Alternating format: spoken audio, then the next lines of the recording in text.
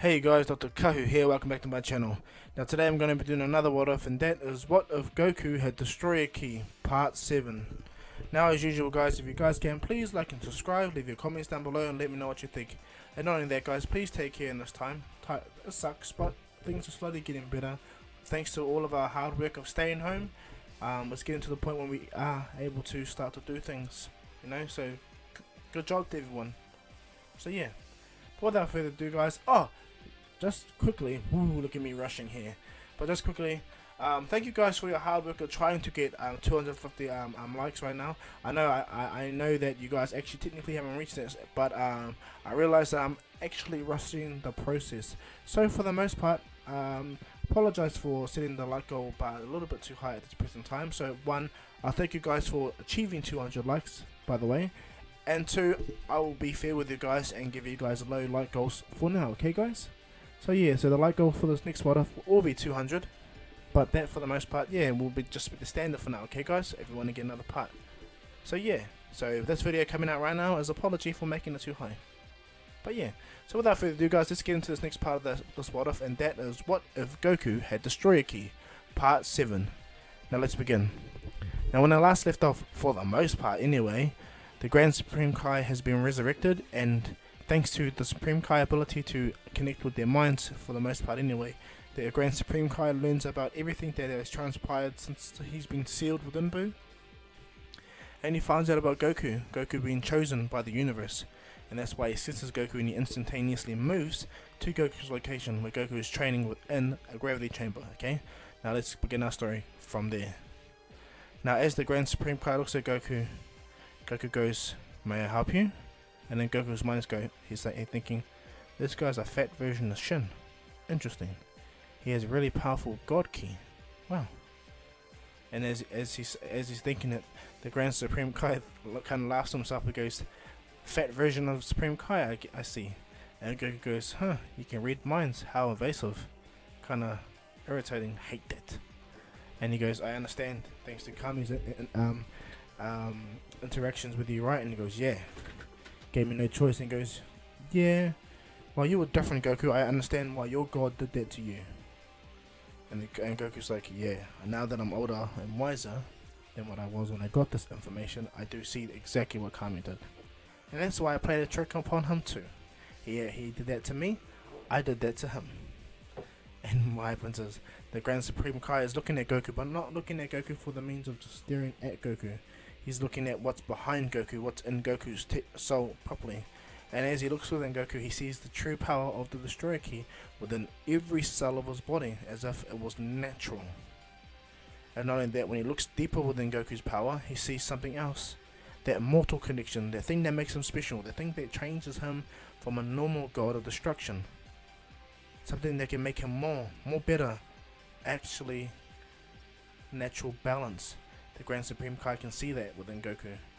And so, when he looks at that, he snaps his finger and realizes that it's Goku's power of the Saiyan part of Goku is the thing that allows for him to have this connection. And so he smiles and asks Goku, "If given the choice, would you come to my world to train?" And Goku looks at him and he realizes that this Grand Supreme Kai is no pushover. Now, let's just do a little backstory upon the Grand Supreme Kai. From what I know from the Dragon Ball Z series and the manga, and now the new manga arc from the Moro arc anyway, the Grand Supreme Kai was actually, if corrected, near as strong as Lord Beerus before he sealed Moro's power away, sacrificing some of his energy. And then when he got absorbed by Majin Buu, and then got separated between Fat Buu and Evil Buu, and then got back together again, and then they created Super Buu, and then yada yada yada, all the way up to Oob and Fat Buu. Oob got the God Key, but Majin Buu kept the Supreme Kai's body, the main Supreme Kai's body, like how Shin powers. And so when Goku killed Buu and Oob got resurrected, I'm guessing what's going to happen in the future of Dragon Ball Super anyway, Oob's going to have the Grand Supreme Kai's God Key, if you get what I mean. But for this what if, for the most part anyway, this Grand Supreme Kai has all his power within him, plus Majin Buu's power, plus the South Supreme Kai, and he was the strongest of all the other Supreme Kais physically anyway. That's where Super Buu gets his body from, his physical look anyway. And that's why Super Buu was stronger than Fat Buu. Because when Kid Buu absorbed the Supreme Kais, they reduced Kid Buu's evil and kind of limited his power in a sense. He got a big boost, but the evil within and Kid Buu was diminished instantly by absorbing these gods. So when it came to Super Buu absorbing the Grand Supreme Kai, he became Fat Buu, where all he wanted to do was eat, play, and relax, But that was thanks to the Grand Supreme Kai's interference within Buu. Okay, now we got their whole long backstory of stuff. Okay, guys, sorry I dragged on. Let's get back to why he's offering Goku the chance to train with him. Now, as Goku thinks about this answer, the Grand Supreme Kai tells Goku, "You don't need a brush, but this job is going to be unique.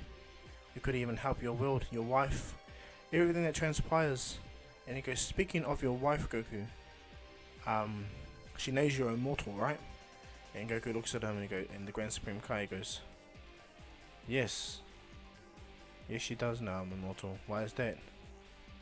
As a deity, it's your choice whether you want to keep your spouse alive with you, or allow her to pass on, or he or she pass on to the other world.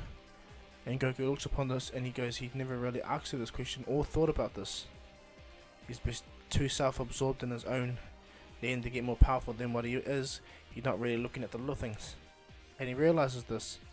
And he goes, "So what training would you provide for me on your world?" And he goes, "The ability to use your God Ki to create life as well." And Goku's like, "What?" And he goes, "But I have Destroyer Ki." And he goes, "Yes. And it's really, really powerful. More powerful than any Destroyer Ki I've ever seen naturally. Or ever since actually, anyway." And Goku's like looking at him and goes, "But that part of you that makes you a Saiyan, that full part right there, Goku, within you, truly connects you to what is the mortal plane fully, allows you to interact and use that power. So the merger of your mortal power and your godly power has given you the ability to use not only Destroyer Ki fully to its max, but your Ki also can be used for creation." Goku's looking at him and he goes, "So I'm not just something to destroy?" Goku's looking at himself feeling quite happy and he goes, "Yes, but this will take time. Your power will be very difficult. It will take a lot of learning, but I am very confident, Goku, that you will easily master this power. And when the time comes upon you to sit upon the throne of Beerus, you'll be able to pass judgment equally and fairly, because you have the training of a Kai underneath you. So when it comes to it, you will not just need your attendant to do anything for you. You can move everywhere and choose whether you allow life to live, and you can make it prosper, or wipe it from existence. That will eventually pass to you." And Goku thinks about this and he goes, "Well, I'll take the latter right now, Grand Supreme Kai, and wait for a bit." And the Grand Supreme Kai smiles at Goku and thanks Goku for allowing him to intrude on his training. And he says, "Quite interesting, 1,000 times gravity, didn't feel it at all." And Goku laughs. They both for a sense kind of laugh at the gesture, because they're both standing in 1,000 times gravity and they're not feeling it for the most part. So Goku kind of bows to the Grand Supreme Kai, showing him respect, and the Grand Supreme Kai also nods at Goku as well, being a fellow deity. The Grand Supreme Kai goes back to his world with Shin, and from there the Grand Supreme Kai pulls the Z sword, because he's way stronger than Shin. Come on. So he pulls the Z sword out easy as, but instead of breaking it, he uses that to train himself. He's got to make himself stronger, prepare himself for the coming of the most powerful deity in the universe, and Universe 7. Anyway, so as that proceeds apace, the world for the most part moves forward. Yeah, it goes on from the Cell Saga, because nothing truly happened, really. Just apart from Goten winning the World Martial Arts Tournament, easy as. And so, so what happened is everyone trains from the Buu Saga all the way up to the Resurrection F saga, because Lord Beerus already knows Goku, okay? And we'll just do a quick touch up on Lord Beerus. After losing the Goku badly, he went for a depressive state, Lord Beerus, where he didn't do nothing for like a good 5 years. And then after that, after he got over it, he started training non-stop with the Whis all the time. So he trained for at least 5 years, okay? And they'll play a part when it comes to the future of the story, okay guys? Keep that in mind. So for everyone, the story continues as normal pace, all the way up to the Resurrection F arc, okay? And for that, everything for everyone goes the same. Vegeta and all of them are now up to the stage where they can all use the God Key training room and the hyperbolic time chamber, okay? Sorry, and I'm just gonna state one viewer that wrote the funniest comment ever. Like, it took me by surprise. I think he wrote hypersonic crime chamber. Cracked me up, man. Shot for that, bro. Let me know down in the comments who you are, and I'll give you a shout out, bro. That was funny, okay? It took me by surprise. But yeah, anyway, back to the story. Goku has trained everyone to the point where they all can use God Key, even Krillin. Krillin can use God Key, okay?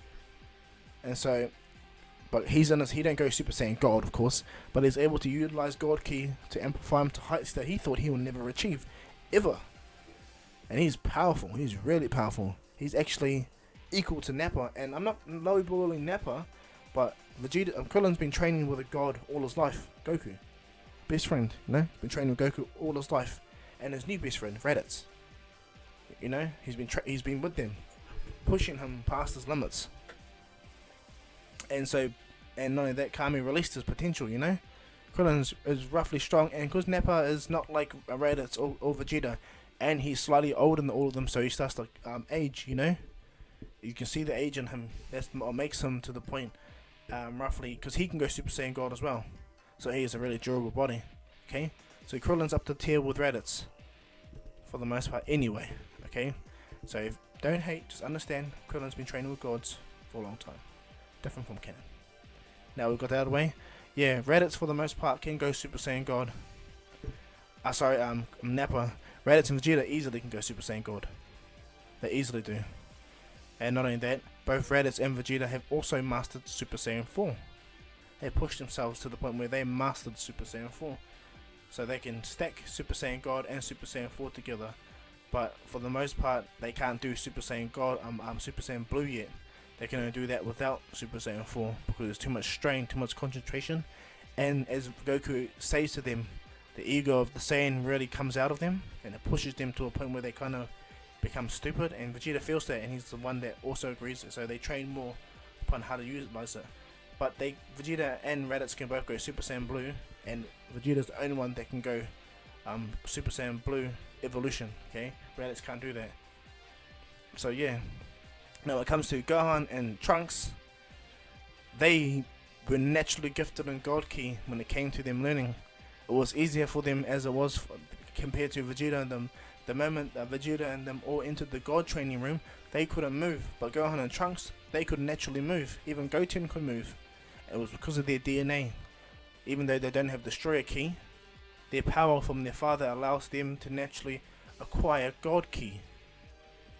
And so Gohan, Trunks, and Goten easily adapt to this world to the point where they master their energy.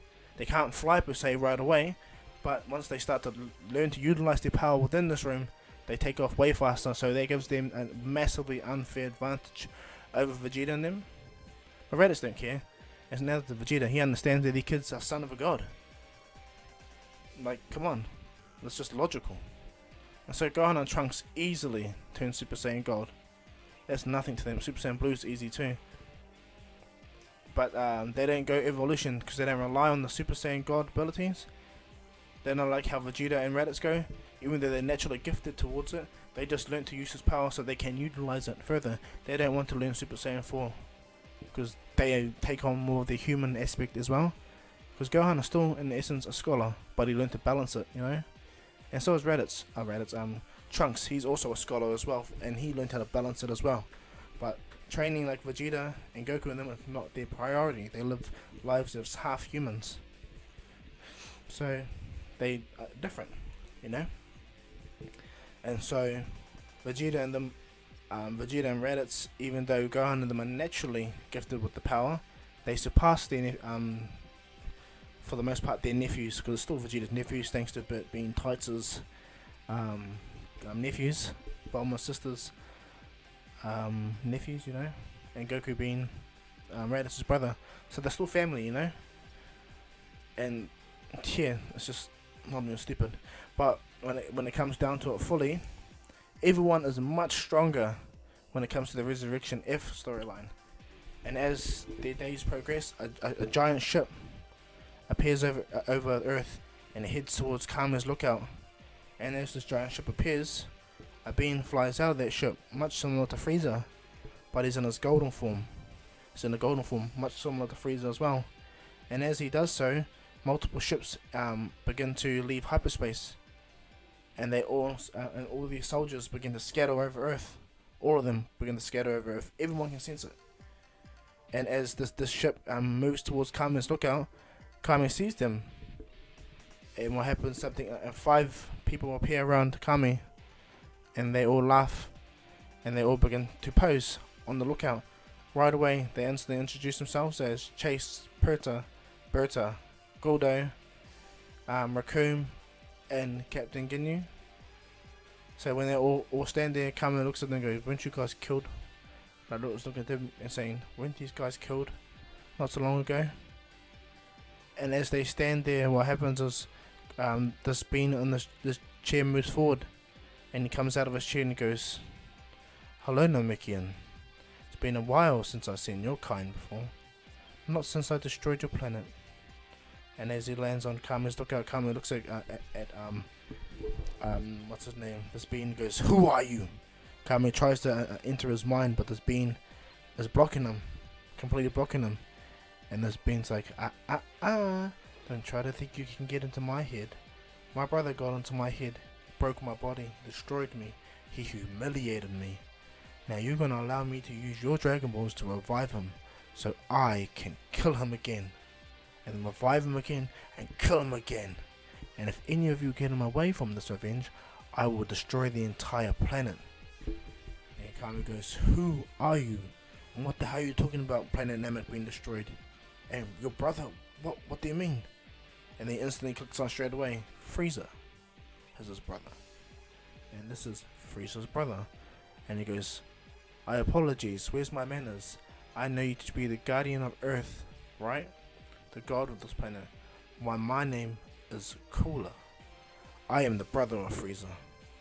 And he's looking at him, he's like, and to reiterate what I stated, after Goku killed Frieza, I headed to a planet that was said in a sense to be a myth, the power of this planet anyway, but I headed there nonetheless. And as I got to this planet, I found wish orbs pretty similar to your own, but they had a password.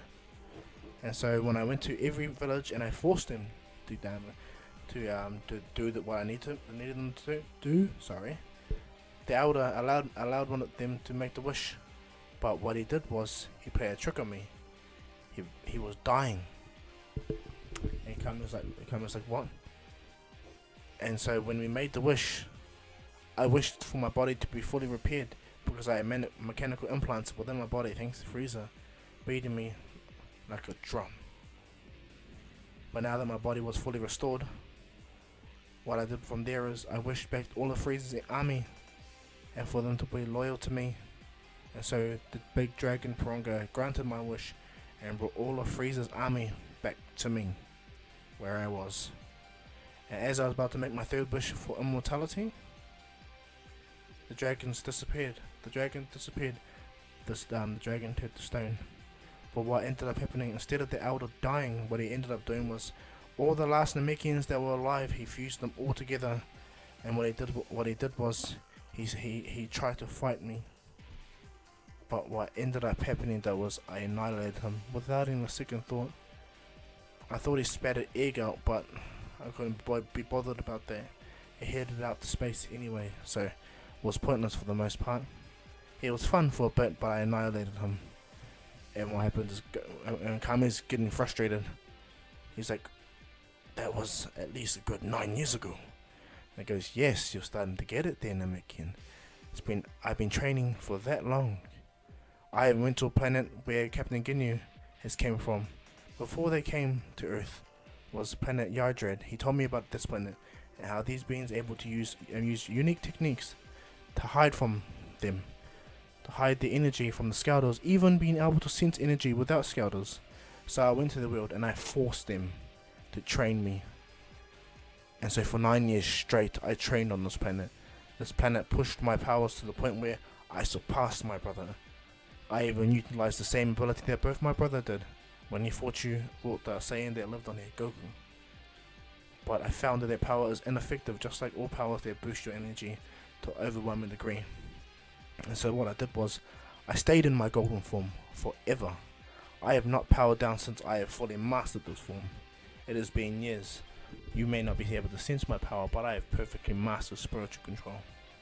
Now, as Cooler is breaking down the entire story upon what happened to him and how he came about anyway, Kami is relaying this information to everyone that's scattered, but he's looking around and noticing that everyone is dealing with the army. And what happens is Goku is technically not on Earth at this present time, okay? He's on the Grand Supreme Kai's world, learning how to utilize his power wisely, learning how to change the destroyer key into creating key. So it's taking some time for him, but it's a good training for him anyway. And so, as everyone's dealing with it, Bulma brings out her secret weapon, something she got from Nappa years ago after Goku beat his ass down. She grabbed him off them when he got brand new armor after she forced him to get clean. And as she grabbed them, they're called the Cybermen. They are the Cybermen. Now what happened is she upgraded Dr. Jiro's technology. Because Kumba only broke straight out of it, he didn't destroy everything. And as she upgraded all the technology, she even plugged in Dr. Jiro's brain and dissected all the information as well. So she, for the most part, is way more intelligent, and her technology is way more ahead of her time. So what happens is she, in essence, creates Cell Juniors, like the canon Cell Juniors, not the same ones that the Perfect Cell makes, but for the most part, it's going to be Bulma. She plants them and she creates Cell Juniors. They don't last forever, but their job is to, for the most part, multiply. They break up and they fight everyone's Earth. Think of them as their Earth's own antibodies, in a sense, but they're controlled by Bulma, and so she sends them up and they go to fight the enemy. They already know who the good guys are. They're artificially intelligent, so they understand. So they all go after the enemy, so they continuously replicate themselves to the point where they can maximize their efficiency. They can't make unlimited amount. They can only replicate themselves to a point of let's just say 100,000. Let's say that for the most part, but that's pretty good. Now they're not able to take on the full army by themselves, but it's enough. They're enough to delay, so the Z Warriors can catch up. And because Krillin's more powerful than Canon, he's able to also take out all the Cooler force just like in Canon. And so what happens is Cooler tells the Ginyu force to kill Kami. We'll do it now.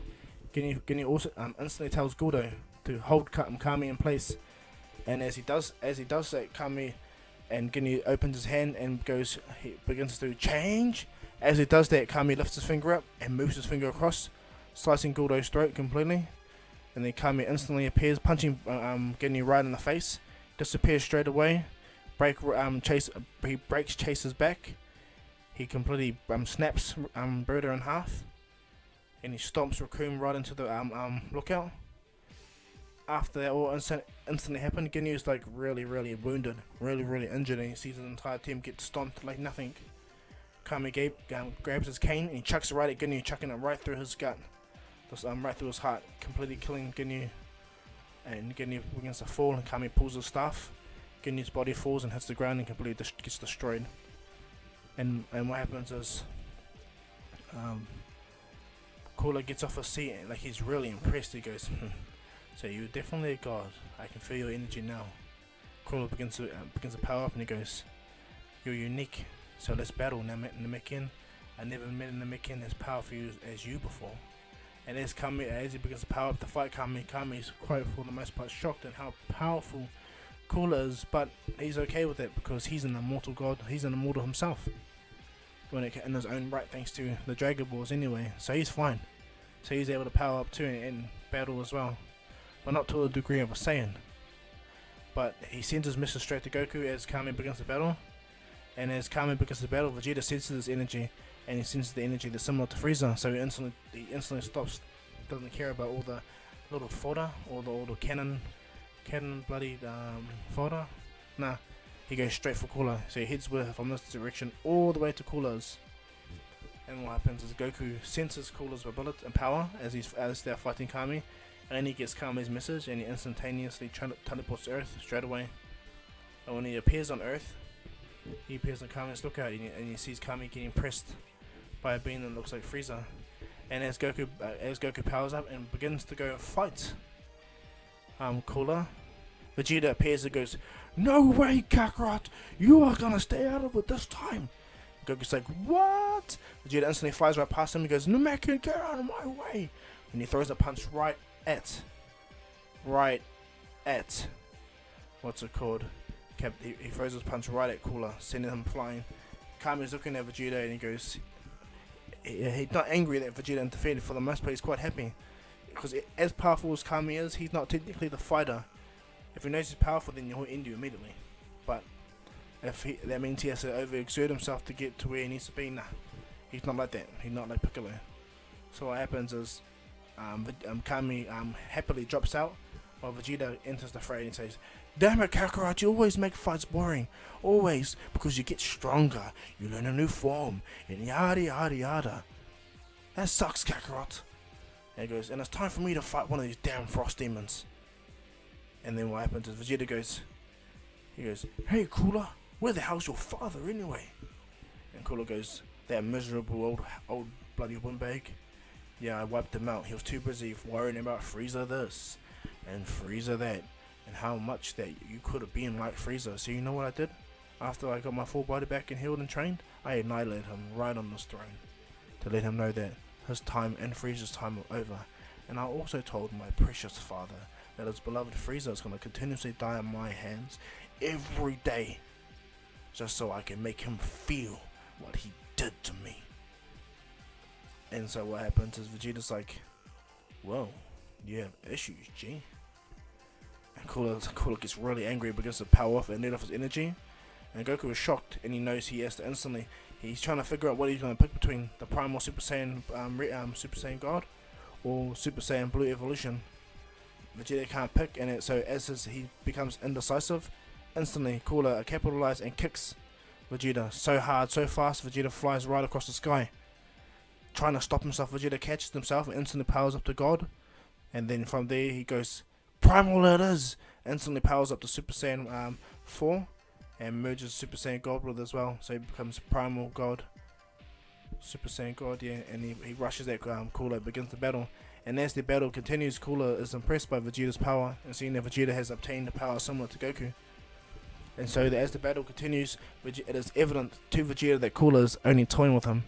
Vegeta begins to push his power more, and what happens is Cooler goes, "You're incredible, Prince Vegeta. I must give you that, but you're lacking massively." And he goes, "Why are you relying on this power? Isn't this your Saiyan power? Kind of weak, don't you think?" And Vegeta's like angry, his pride's getting hit. So Vegeta instantly powers down to his normal base form. He breathes out, "Fine, you bastard." And then Vegeta instantly grabs the senzu bean before he transforms, just making sure he's not stupid. He grabs the senzu bean, he eats that said senzu bean, and after he swallows it and he gets a newfound power, Vegeta opens his eyes fully. And as he opens his eyes, he erupts straight into Super Saiyan Blue. And then Vegeta, without holding back, goes straight to Super Saiyan Blue Evolution. Now when Goku's watching this, he goes, "Hey Vegeta, how come you haven't learned how to merge that with your primal form yet?" And then Vegeta's like, "Shut the hell up, Kakarot. I am not like you, cheater." And Goku goes, "Hey, I was born like this. Like how you were born like you were, Vegeta, right?" Vegeta's like, "Tch." And Cooler's like, "Okay, impressive. I can see you're not lacking, Prince Vegeta. This may be more fun than I thought." Vegeta and Cooler begin to square off, and they begin their intense battle, throwing punch after punch, just gauging each other, and Vegeta seeing that Cooler's a better fighter.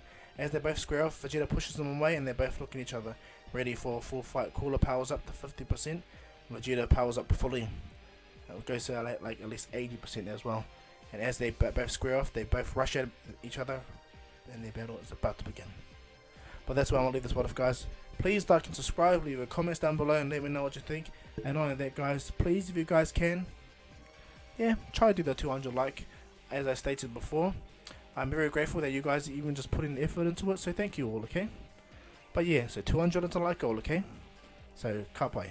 But without further ado, guys, this is Dr. Ko saying peace.